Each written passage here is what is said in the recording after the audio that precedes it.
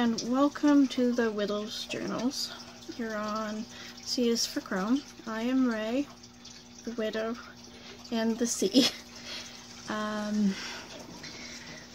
I've made a decision that today is actually a good day. It's December 23rd to start this. I'm like the present to get things going, and just move that so that this is actually sitting more on the table rather than on hanging off. I've lost a camera once before and screamed and made for a great blooper video. So anyways, welcome to the Widow's Journals, where I will be discussing grief from my point of view. And not just grief, but how I'm living. There's so much out there on how to deal with grief. And it wasn't until I got into my One Grief group, where things are a little bit more tailored for me, because I'm pagan, that I found a place where more of my answers could be potentially answered. Because for me, the afterlife isn't the same as for Christians or Buddhists or Muslims or a lot of other people. I am very metaphysical, which means I don't know where the dictionary is. I'll have to explain that in another video, what metaphysical means. We know, well, just simply, we know metaphysicals if you watch superhero movies, Marvel movies and stuff, that these people with superhuman powers are metaphysical. But that's not really what metaphysical kind of is. I'm an empath. I'm also a highly sensitive person, which goes way beyond crying over sad bits in a movie.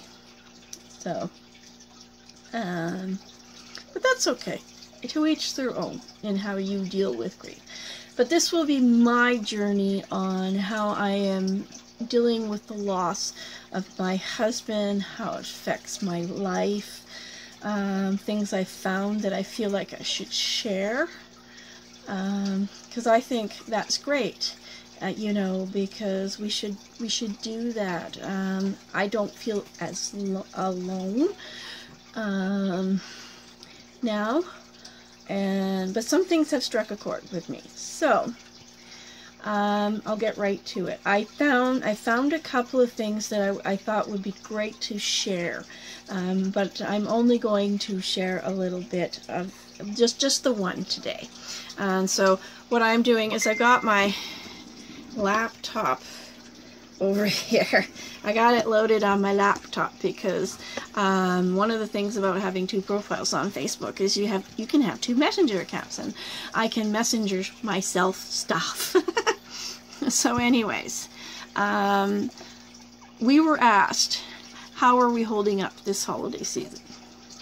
Now, Christmas is a horrid time for lots of people when it comes to dealing with grief. For me personally, I have had some issues, but it's not the worst time of the year for me. There are going to be other times in the year that are going to be actually excruciating. I know this coming forward.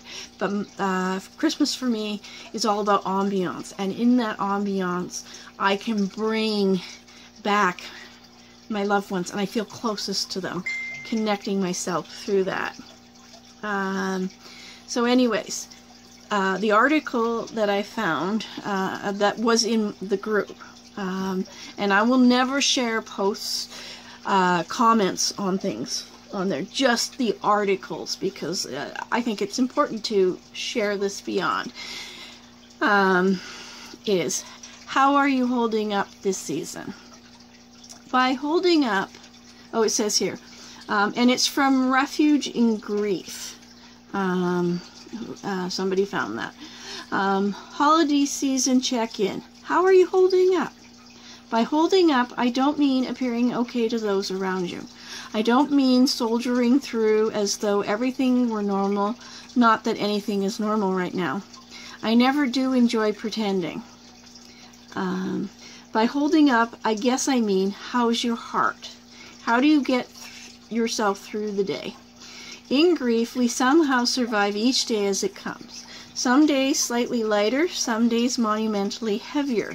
Every day is a marathon, with bedtime often being the only thing to look forward to when getting through the everyday is challenging. The addition of the holiday season just tips things over into nearly unbearable. How are you surviving? Have you found ways to help yourself through? Honestly, as I remember my first year, it was mostly a keep your head down, plow through, ignore as much as you can method of survival. And I did that with my mom. I slept a lot. I disappeared into the snowy woods with the dog a lot.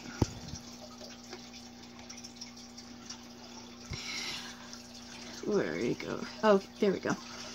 I hid out as much as I could, enjoying my own company, my own deep sadness, more than any interaction with others. If the choices were to be alone and sad or uncomfortable around other people, I always chose alone and sad. At least it was real. Please remember that whatever you choose to do this holiday season, staying true to yourself is important.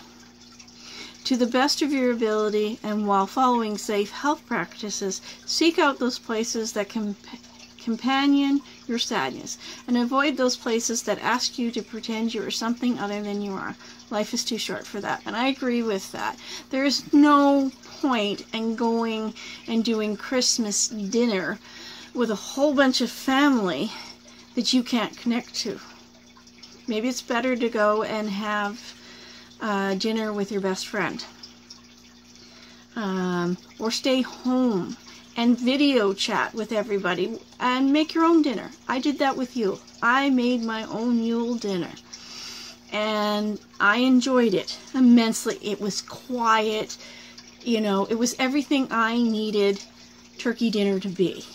So I took care of me. And that's what we need to do when we're grieving, especially when it's brand new and this first year. You need to take care of yourself, because you definitely can't take care of others if you're burnt out and feeling like garbage. How about you? Have you found places or practices that companion your sadness? What tactics are you using to people who won't make room for your truth? So far, I've gotten lucky, and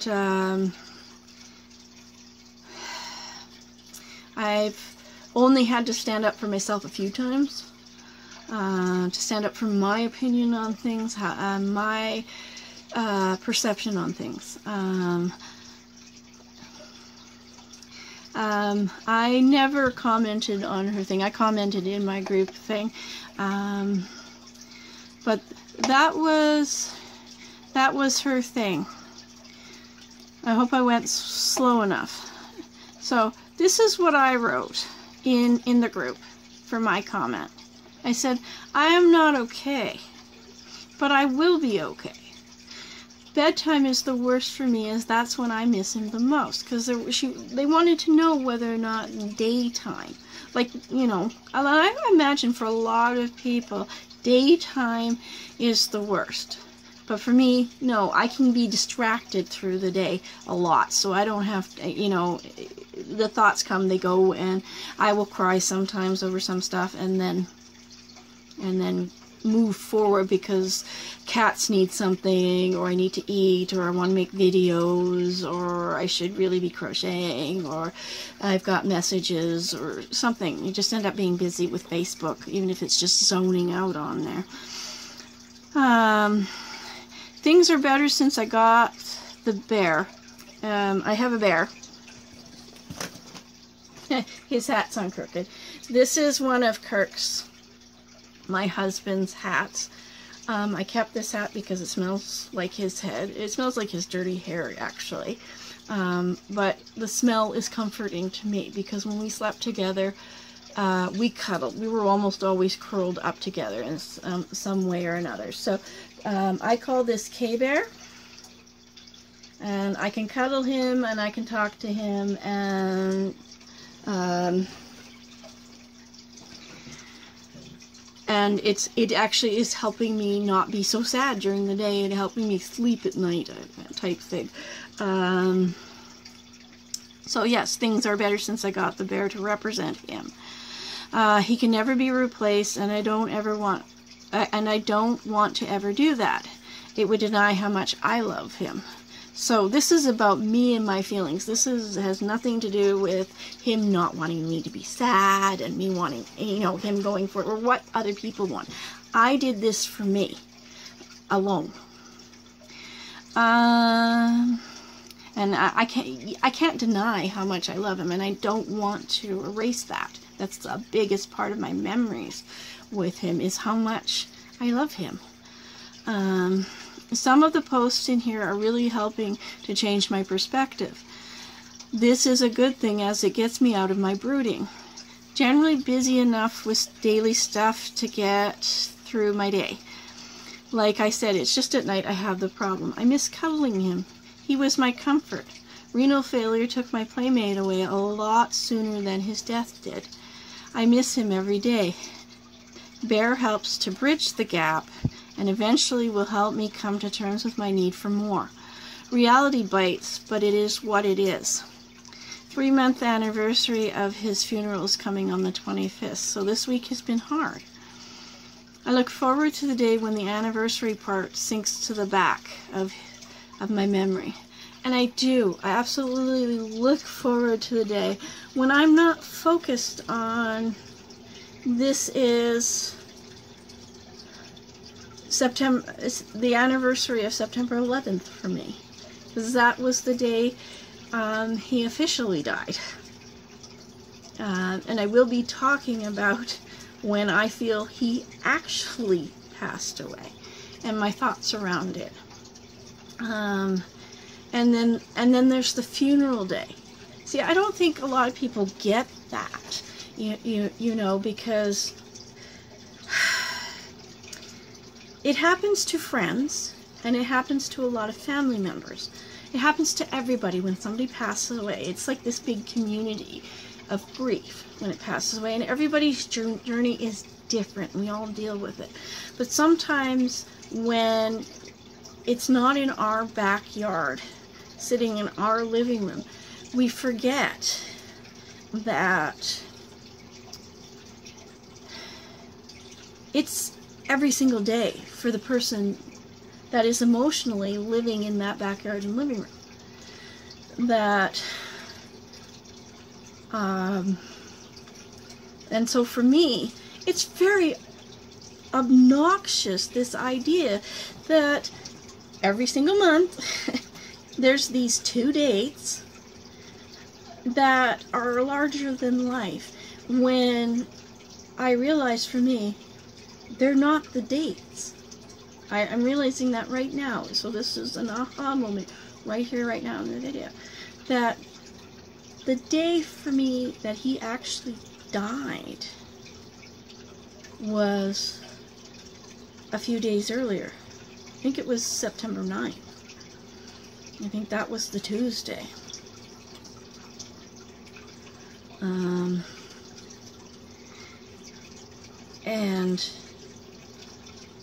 And that's hard.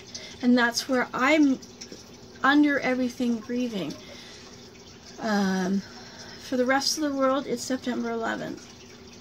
And then the funeral is September 25th. But for me, it's earlier in September. It's that day when I had to call the ambulance. So, we'll round this out on a much happier note. So, I love having K-Bear. He is helping. I absolutely love all the people who support me in my life. I'm so grateful for those things. Happiness for me right now is Christmas decoration. I'm loving the lights and that kind of thing. Taking pictures I have taken so many pictures of my Christmas stuff. And some in black and white. Last night it was taking pictures of my Yule candle in black and white. And sort of just experimenting in light. So I'm grateful for that opportunity. That makes me happy. Always loving the fur kiddos. That's Cleo back there on the sofa.